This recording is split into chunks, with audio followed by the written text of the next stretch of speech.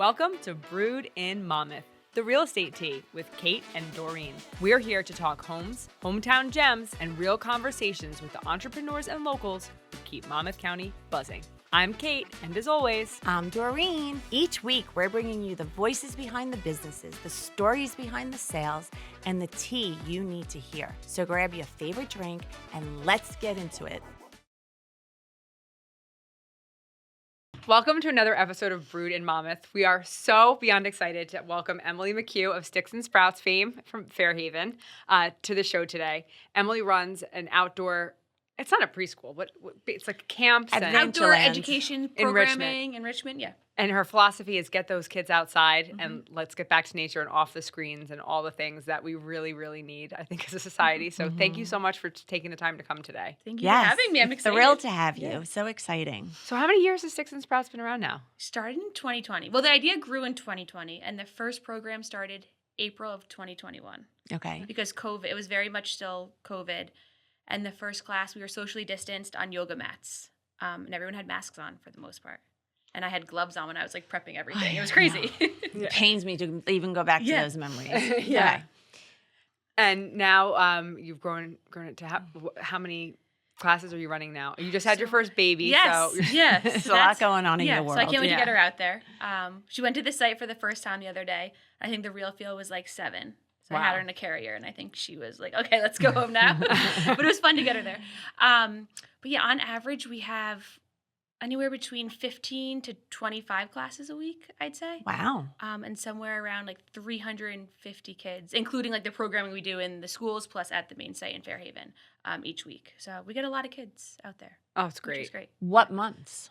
All year round. Wow. So we did cancel a few classes last week, our toddler classes where the parents join, but our drop-off classes we still run because we can go inside the church to warm up. Okay. But we have the kids. We were sledding last week, building snow towers. Well, not me, the staff was because I've been home with the baby.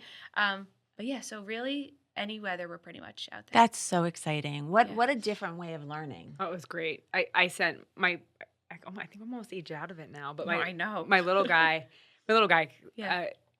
loves it because you're outside all the time, and you don't get to do that all the time. Free. You only cancel when the real field temperature is like 19 or 12 or something? So we used to have a strict cutoff, but now that we have the church and we can warm up inside, I mean, the real field this past week was like 5, I think. So we did like little spurts outside, had them in. But for our bigger classes with the toddlers where we don't have indoor space, we'll cancel around like 15, 20 degrees. And obviously the parents know what they signed their kids up for. So I'm thinking they're coming fully dressed to withstand being outside. Yeah, and we'll do gear checks. If you don't have the proper gear, you have to stay inside or you have to go home. If you get wet, you're automatically inside. And then we do like skin checks on really cold days, for exposed like cheeks and noses and like finger tests. And then we just make everyone go inside at some point to warm up. I wonder if it's harder to warm them up or cool them off when it gets really hot in the summertime too, right? Well, so summer, we just put up sunshades actually last summer, and we do a lot of water play. And we do a lot of mud play, so the kids stay like pretty cool for the most part. And then we'll do snack like inside. Elephants with the mud? No, like literally. Kate came to a class. Yes. You got kind of muddy, I feel like, right? Oh, yeah. With Wally, yeah. So and a lot of the kids go barefoot at summer camp, like when they're in the play space. So like they just leave like covered in mud. And I mean, if you don't like mud, I don't recommend coming to class, but you have a lot of fun. Yeah. I have 3 girls. I don't know if I would have been able to do that. We have people who come and they're like, this isn't our thing, but we know it's good for us, so we're going to like try it. They call me like the mud girl or like the mud lady, and I'm like, all right, it's a little endearing. Funny. What's your background, Emily? I know what it is, but tell everybody else. Yes, I'm a pediatric OT, and I started working at a boarding school up in Massachusetts, a special needs boarding school, and then I came back to New Jersey, and I was working in Homedale schools and doing some contracting in Hazlitt and Freehold and outpatient therapy in Shrewsbury. And I just saw such a need to get kids back to, first of all, playing more off screens and outside, right? They're in structured activities all day long. And school has really changed. School has changed so much. I'm on the soapbox about this. I'll like never get over it. And I love school. I loved school. I loved college. I loved learning. But when I was in kindergarten, it was half day with nap time, right? And you maybe learned a letter a week. And I can remember my kindergarten classroom, and it was just like the block center, the house center, the pretend play center. There was a piano in the room, right? She would like play the piano each day.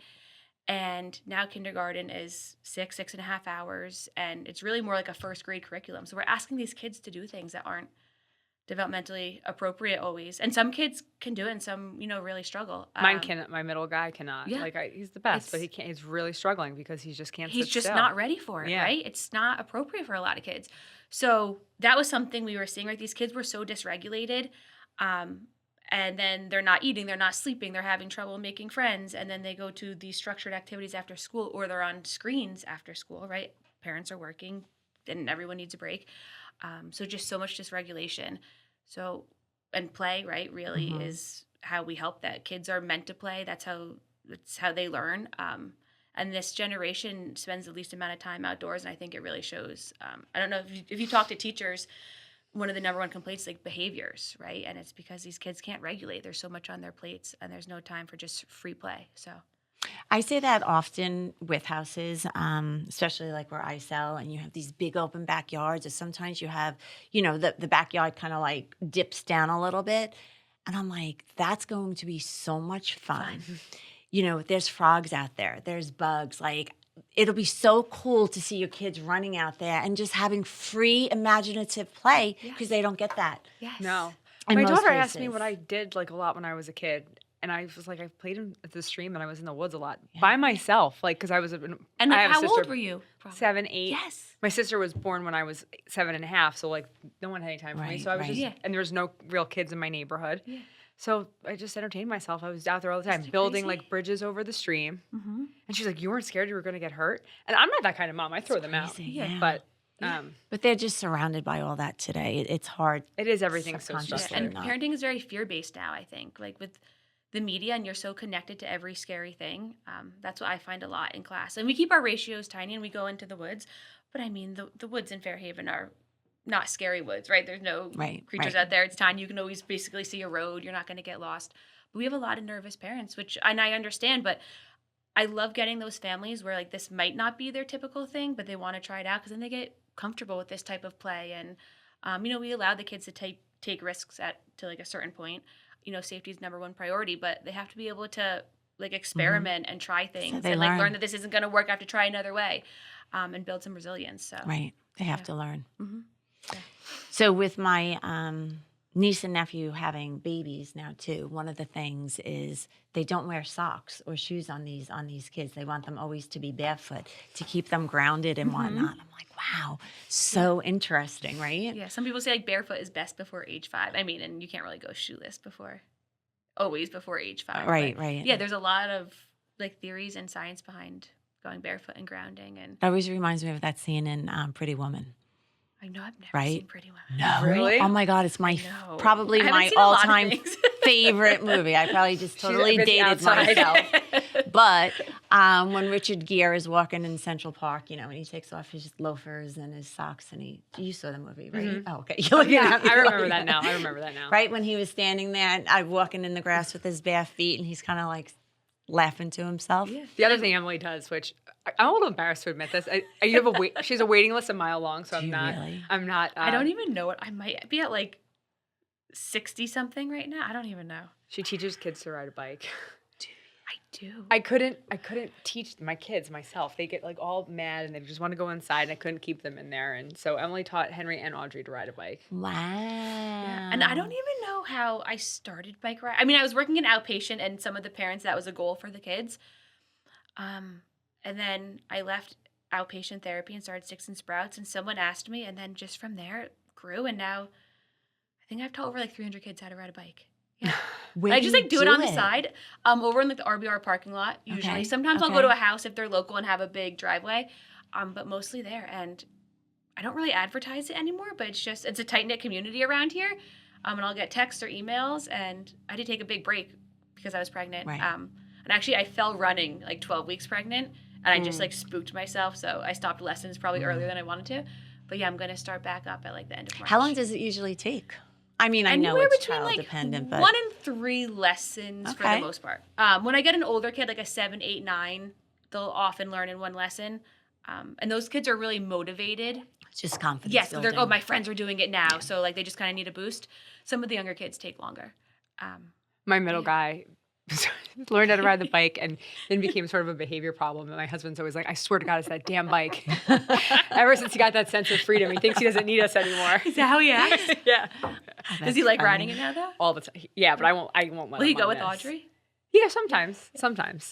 So nice. But the neighborhood kids, they all hang out there, so that's great. Yeah. So your educational the foundation of your, is it just your worldview, or is it based in science or? So I've done a ton of research and I read a lot of books about it. And that when I was thinking of starting Sticks and Sprouts, I just dove into a ton of research. I mean, and there's so much out there.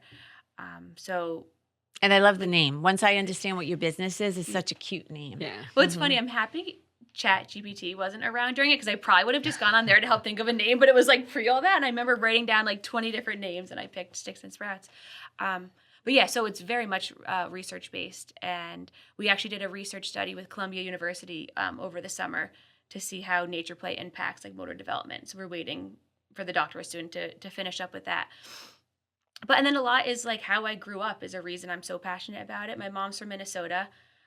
So, you know, these winters were like mild to her. And I remember on snow days, she would wake me up at like 6 a.m. so we could walk the streets before it was like touched by anyone else. And then we'd have hot chocolate for breakfast. And then I'd go back to bed. Right. So like I grew up very much outside. So I think it was embedded in that. And then I saw all these kids struggling. And we really are lacking play and freedom and independence. Here we And are. it doesn't seem like it's helping our test scores or our competition with other countries or anything. It's just the way that the education system is, it's just not working for us right now. It's really not. And the pressure, I think, on parents, I talk to parents who, right, like children really aren't developmentally ready to write until age like 5, 6, and 7. But if you have a 7-year-old not writing, a lot of parents will be panicking. And now in preschool, we're teaching letters, right? And I tell parents if they're interested in it, right, like you're not going to harm your child by showing them letters when they're 3 and 4. But when there's so much pressure to get ready for kindergarten and your child isn't ready, I see the panic on these parents' faces, and it's not necessarily developmentally appropriate, but you're caught in this hamster wheel. So it's like, what do we do? Not get ready for kindergarten then because I have to send them next year. So I really feel for parents and educators who need the kids at a certain point because they have to meet state standards and state testing, right? So I just think we're caught in this like wheel where we need to scale back, but how do we do it while still meeting all the demands? Do you think people are holding their kids back a little bit more often? I definitely think so, especially with boys. I've seen that, but Give them that extra year, that gift of time. like my brother was an August baby and my parents sent him, but I think if he was an August baby now, he would have really struggled. But like I said, it was very different. It was different back then. It for was sure. She's 36, so you know, It's different. It is. I remember nap time in kindergarten. I never napped, but I had to sit down. But it was at rest least. time. Yeah. Yeah. We even had rest time in first grade when we came in from recess. The lights would go low and you could read or like rest your head on your desk. Really?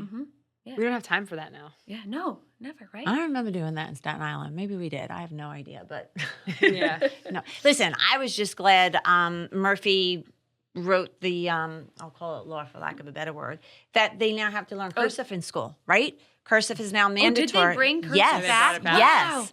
Finally, it's now mandatory. I think it's 2nd through 5th grade they have to teach cursive. Wow. And there's a lot of science behind how writing you embed the learning much better than typing or like reading off of a screen. So any form of sure. handwriting is Yes. great. Yes.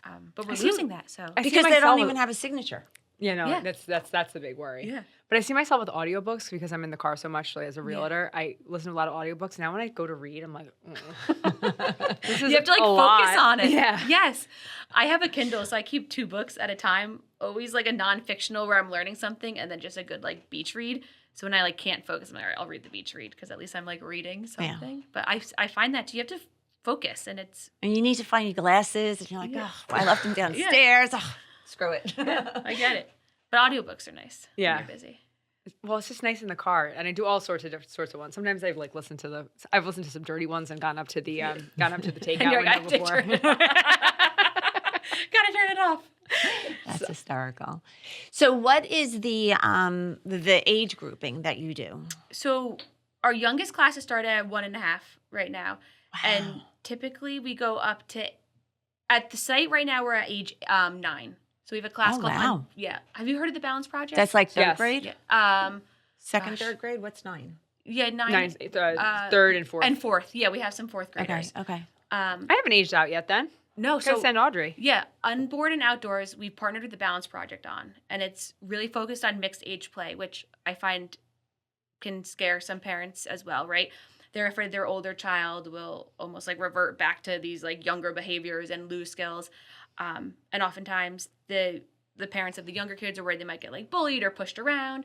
But we designed this class on purpose, so it's ages 4 to 9, which sounds like a really wide gap, but it's such a beautiful class to be a part of. So our big kids are the leaders, and our little guys are part of the team. And never once have we had an issue with the big kids and the little kids. And the big kids like are thriving in this environment, right? I was babysitting at age 12, and not that we have 12-year-olds, but these kids aren't given opportunities to like lead and be independent, like you were saying, right? Like Audrey asked if you were scared out there. Kids aren't, there's always an adult around. So each week is a different challenge, and they have to work as teams to complete something. And I mean, even when it was daylight savings, and it was dark out around, 4:30, we were playing Manhunt, and the big kids would lead the little ones like where to go and think of a strategy, and everyone's voice is heard, and there's so much empathy and social modeling going on. It's been really awesome. So that's our oldest group right now. Wow. And then also you have the one that Henry did, the outdoor one with the headlamps. Yes. What is that one called? So that's Outdoor Explorers. Okay. Yeah. So Outdoor Explorers has the headlamps, and so did actually Unboard and Outdoors because it was running around the same time. And then we actually just did 4th graders over at RCDS, Rumson Country Day School. We did 4th grade in-services because the headmaster came to me one day, and she was like, Emily, come see what the 4th graders were doing. And I was like, oh my God, I don't know. Do I want to know what the 4th graders are doing? I was like horrified. I was like, wait, you want me to come out there? She was like, yeah. So we went out and we were walking across the field, and she was like, for the past couple months at recess, they have been, and I saw the kids running up. I don't know, have you seen RCDS back there? Have you seen what No. Okay. So it's probably the size of like 5 soccer fields all together. Okay. And there's a water spigot on top of a hill. And then behind like this batting cage are like an area of trees and like a fence. So the 4th graders were finding buckets and lugging water like across the length of like 2 soccer fields and building streams, kind of sounds like what you were doing, and bridges out of just like mud and sticks. So she's like, can we do something for these kids? Like, can we get them stuff? And I was like, yeah, like, let's go check it out. It was so incredible what they just made with their hands. So from there, I got together a set of like PVC piping, like child-friendly PVC piping, and shovels and buckets. She gave me a budget, and we ordered all these materials, and they put up a shed for the kids, and there's rules of how to take care of all the stuff. And then we did some in-services, like how they can use the things. They had to build animal shelters. We did a bunch of science stuff out there. They had to build ball ramps down the hills using different materials to see what could go the furthest. And the energy, I mean, it was like unbelievable, the energy buzzing with these kids. And like 4th graders want to play, right? Like 5th grader, everyone still wants to play. And I think that's really important that like you play in different ways as you grow. And when Leah first asked me to do it with the 4th graders, I was like, oh my God, 4th graders, like that's scary. I don't know 4th graders, right? I know my little guys. And it was so awesome being out there with them. And I think it goes to show like, right, not all learning happens at a desk or inside the walls. Like a lot of learning happens out there. And yes, when we were working on science concepts, like that's not even the most important part of why we were out there. It was that they were split into teams, and they were negotiating and taking turns and organizing things and problem solving and arguing, right? And then figuring out how to then come back into the group and be a part of the solution. So while the part that's embedded into the curriculum is, great to learn about gravity and things like that, I think more of the learning happens in the process. Of course. So and it's deeper. Exactly, yeah. So I guess we go up to 4th grade right now. Okay. To answer your question. Okay, that's good to know. That's good to know. Yeah. And it's all year round. And it's all year round. And they sign up online? Do they have to come in and be interviewed or? So for our classes in Fairhaven at our main site, you sign up online. And then for RCDS, we see the 2-year-olds, the 3s, and the 4s. So it's just part of their preschool learning. Okay. And for the 4th graders, it was treated like an assembly. So And actually, the one day was pouring rain out there, and Leah was like, we're doing it. And I'm like, I love it. And I mean, I think they thought it was really cool that it was raining. And we were that outside. they were allowed to go out in the rain and get wet. And now they all have these full body rain suits, and they come like charging across the field at me like an army in like green. So yeah, all year round, all weather. We'll cancel an extreme cold, lightning, thunder, heavy like winds, things like that. But for the most part, and you're doing summer camp too. That opened up just today, right? We just opened summer camp. I think we're almost full. It was a big. We've been getting emails since like November. Because there's only so much room, you know. Yeah. And I like to keep the group small because we do go on the trails and just I don't know. You need attention and safety, and I even think Bigger for the isn't kids, always better. Smaller group, right? It gets overwhelming for the kids. It's a lot of noise. It's a lot of back and forth. It's a lot of waiting when the groups are bigger. So we cap the camp groups between like 10 and 12 kids. Oh, that's great. Mm-hmm. So now you're 6 weeks into motherhood. Yes. Any philosophy changes yet? I'm just really tired. That's for the next 30 years. And I always knew, right? When parents would come to class and if they were ever late, I'm like, hey, you made it, right? But now I'm like, no, you made it. Like now I really get it. And I would have a lot of parents with a toddler and a baby. And I'm like, oh, good for them. But I'm like, no, wow. Like I just have a baby and it takes forever to get out the door. I don't know how I've gotten here. Yeah. No, I hear you. It's like, I hear you. It's crazy. And the amount of things they need.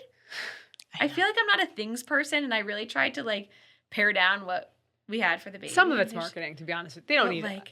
My husband and I used to argue about this all the time. I'd be like, we don't need a diaper bag. He'd be like, yes, we do. And then they'd poop, always. But they do really sell you on how much stuff you need. You don't need as much stuff. My husband was looking at the changing table and, it has like a little guardrail. He's like, honestly, the baby could sleep on that. No, we threw a little mattress. Like, I'm like, you're probably right. Like, probably could be a 2-in-1, but like not safe. So, yeah. And then that Fisher-Price thing, like the cradle, it was like a rocking cradle is all I put Audrey in. And then by the time Henry came, they had been banned. And I think like bad things had happened. But I was so desperate for sleep when Wally came. Wally never slept ever. Yeah. And he went right in there. And did he sleep? Yeah. And so did I. Well, now they have the snoo. It sounds like that was like the snoo before the snoo. It was like the dangerous snoo. Yeah. I was looking into the snoo the other day. I was like, I gotta sleep. Like, what's this thing? Snoo? It's like a self-rocking crib, but it's tuned into like when the baby cries. So if the baby cries, it starts like rocking and like playing music. And, oh, wow. And it has a built-in swaddle. I mean, it's like Beauty and the Beast. Yeah, it's crazy. It's like the armoire. Yeah. Wow. It's like living. So. Yeah, I'm sure I'm in a major wake-up call whenever I have to relive that world. When you're a grandma. Yeah. Yeah, which hopefully is not anytime soon. We spent the weekend at my parents' and my mom was like, what are you doing? What do you do? She's like, this is so different than when I had babies. It really, really is. And like I said, I have such a tiny little like peek into the window of how things are done today. And it's just so different. It's amazing. Yeah. People take it really seriously. I actually think millennials, they get a bad rap on a lot of things. I think they're great parents. Yeah. I keep meaning to go to ShopRite and go down the baby food aisle. I'm being told like there isn't even like beech nut anymore or Gerber food or something, right? And I keep forgetting to go down that aisle. But I want to see what they have. Yeah. Remember, like it's like the whole aisle was like all baby food. Yeah. But now, well, you're nursing, but I don't know, maybe you'll be making your own. My husband does all the cooking. Does he? Yes. So maybe he'll be making the food. Yeah. I did it once and I put the vegetables and the chicken and everything in ice cube trays. My friend Karen across the street was like, no, this is what you got to do. And I was like, okay. This is disgusting. It was like a mess. It was all over the place. I was like, ay. Yeah, I was very happy with my jarred food. My girls are fine. Jarred food and kids outside. Yeah. Yeah. So we've been on a walk almost every single day since she's been home. Yeah, and it's been cold. So my husband and I walk almost every night before pre-baby. So we're trying to keep that up. Nice. Good for you. Yeah. So hopefully that kind of goes into as she grows and we'll just be Let me know when you're going for the walks by yourself. Yeah. Yes. They're coming. Yes. Honey, you watch the baby. I'm just going outside for a minute. I've done a few of those, but I leave my phone at home. So then like you can't even call me. Can't even call me. Yeah. I didn't go far, but it was nice. The phone is it's a blessing at some points because you can be places, you can work other places, but my God, you are just tied to it. You can never just disappear. No. Like you asked if I was working and I'm actually enjoying like the work I'm doing, but it's so easy to constantly check emails and texts and like the Instagram messages coming in. And mostly like nothing's ever really that urgent, but you feel such a need to check to respond. Yeah. Yes. I know. Which is, kind of going back to like, kids on like their tablets and they're getting phones earlier and things like that. And they lose their attention spans. Right? And like I see it too if I don't know about you guys, like if you're watching TV at night, like and then you're also on your phone. I'm like, how bad I can't even just focus on one thing. And that's one screen. Yes. And that's an adult brain knowing it's not good. And then we're giving it to kids and expecting them to like monitor themselves. Like my husband and I like don't bring our phones out to dinner. Like phones are away or else like I'll find that I'll be on my phone. Just to like show him something in conversation, but you just take it out. And it becomes a huge distraction. And then I'm Yes. like, what did I go on the phone for to begin with? Yeah. Right? Because then you saw an email or a text or whatever, and you're like, oh, it's just a huge distraction. Yeah. So I just keep going back to like, I have trouble with it, and a lot of adults do, and we're asking kids to monitor themselves. Like, it's just unrealistic. So. My daughter took herself off all social media. She's just like, I don't want the noise anymore. Yeah. So she doesn't like our stuff anymore. But I'm like, that's okay. It's okay. We have other followers. She would like it if stay she off was that. on. She would. She would. But I mean, I was really proud of her to be able to do that at her age. I'm at the point if I'm not by my phone, I get anxiety though. You do get It's like almost anxiety. No, crippling. it's bad. Well, you have young kids, you have a husband, and you have a job that need depends it. on that communication through your phone. So it is really hard. Yeah. Ever wind up on a flight and they don't have Wi-Fi and you're like, oh my God. Mm-hmm. Like, I love the peace and quiet, but you're just thinking like, wow, Oh, I don't love what the am I going to land to? How many emails? scared of the are peace and going to quiet. be there? Yeah, that's what I land to. You never know. And then it's crazy. And it's kind of interesting that they're talking about parental controls on the phones and whatnot. I just saw Melania, the movie, and, her and the French Oh, I didn't see it. Macron, I can't think of the woman's first name. Anyway, they were talking about keeping them off until like 13 years old. And I'm like, wow, but That's 13 young. is when it all starts. That's when the girls really start changing, and even boys, I guess, but girls, you just kind of see it a little bit more. And I think that's when all the insecurities start. And of course, it comes from what they see on the phone. So I was like, I don't know if I agree with that age. But then what is a good age? Yeah. I don't know. 18, there is no good age. There's a big push for like 16 right now. Yeah, 16 is a big push. Which I think sounds a lot better than 13. I had a flip phone in 8th grade. And that was like half of my friends had a flip phone in 8th grade. And I got an iPhone junior year of college. Was my first time with a smartphone. And I am so thankful that was when it happened. Like, I say it all the time. I'm so happy I didn't have a phone growing up because Our social media in college. Oh my God, I was such a disaster. I can't even imagine. Yeah. Yeah. And like Instagram, like we used to post like silly pictures on Instagram. Like Instagram used to be so different. So like even having Instagram junior and senior year, it was just like Just fun. Yeah. And it's just changed so much. And I don't know, like my high school experience would have been, and middle school would have been so different if I'd had a smartphone. I got Audrey a Gizmo super young. And I'm going to keep her. I might upgrade to like an Apple Watch, but the Gizmo is actually nice because you know where she is, right? You know where she is, and she could call me. So in this neurotic world of ours, like I think it's insane that I gave a 6-year-old a phone, but because it is like a watch phone. Okay. But I let her run around the neighborhood all over the place because I knew she could always get in touch with me. Which I think if like that's the way that like she gets her independence, awesome, right? You feel good about it. She's out there. She's learning. Like she's safe. Yeah. So yeah, I think and every those are child nice. grows up differently, right? They're born differently.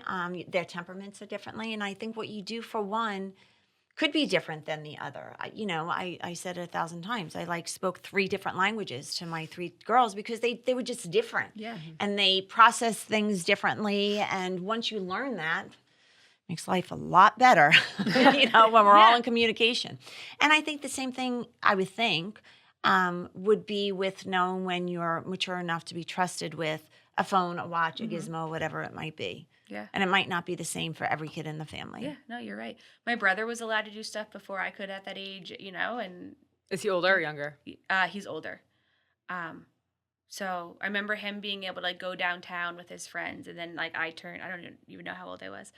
And my parents were like, no, you can't go. I'm like, but Bryant used to be allowed to. And I'm like, maybe you wait another year or 2. But, so it is different for every kid. And I think there's not a one rule that's going to work for everyone. But I think delaying screens as long as possible for every kid is beneficial. So I'm curious to see if the trends are changing, right? Yeah. There's now the no cell phone law or bills that are No, being but we have passed. this So in Australia, they banned all social media for kids 16 and under. Did they? Banned. You cannot have You can't an even get account. on. No. See, that's awesome. But how do we fix the generation that grew up with it? That's, so damaged from it. It's hard. We can't go back and unlearn what they learned and what they were influenced by. Yeah. I don't know, but okay, let's stick with the younger ones. They're so much cuter. So going right back to Sticks and Sprouts. What is it, what are your last words to share with us and with the audience? Oh my goodness. Last words is that play should not be thought of as an afterthought. It should really be on the forefront of childhood. And like I was talking about the 4th graders, it's not just for the little kids, it's for all kids. And like adults play, right? Like we go like bowling or we go to the beach and we play cornhole and things like that, right? We go out for like walks with friends and coffee. That's like our form of playing almost. But playing is how kids how they learn and they regulate. And then when you go into the classroom, right, everyone is really concerned about academics, which I understand. If you're not regulated and you don't have those underlying skills, then when you get into the classroom, right, you're lost and you're struggling. So play needs to be like right on par with academics, right? Like it's play and learning and it's all in one. And then you pair that with outdoor play, which offers just endless benefits of sensory and regulation and freedom and movement and gross motor skills, right? So I just get your kids outside and playing as much as possible and don't think of it as time wasted, but like precious time that they really need. Oh, That's great. I just want to give you the biggest yes. endorsement. My kids like have all loved your camps. I wish I could have sent them to even more. And it's just your philosophy is great. So if you're having trouble getting your kids outside, you're having a regular, it's an occupational therapy based form of play. So in our overregulated world, maybe. We all need it. Yeah. That's awesome. That's so wonderful. Thank you, Emily. Yeah. Thanks Thank you so much for guys. coming on the Yeah. show. It's really That's great great. to meet you. Yeah, you too. I'm going to tell my nieces and nephews about you. Send them over. I will. People I are promise. asking about adult classes, so if we ever get those. up and Really? running- Yes. They want like woods walking classes. I think, and like who doesn't fun. feel more regulated after walking Actually, along the it's trail? really so. fun to wear those minor hats. Like we have them too. So if we would go out for walks, like with the dog or something, there's something fun about wearing them on your Yes, head. And you're like yeah, pointing the you're light right. in the Yeah. direction. Yeah. Yeah. So if we ever do those, I'll invite you. I would guys. never want to be an actual minor, though. No way. That's my least No favorite. way. I'm looking for the thing. Okay. All right. Well, thank you so much. Good luck with your beautiful baby. Thank you. You're gonna make a fantastic mommy. Thank you. You're welcome. I'm trying. You are. Just go what you got. Yeah. You're all there. We could do it. You could do it.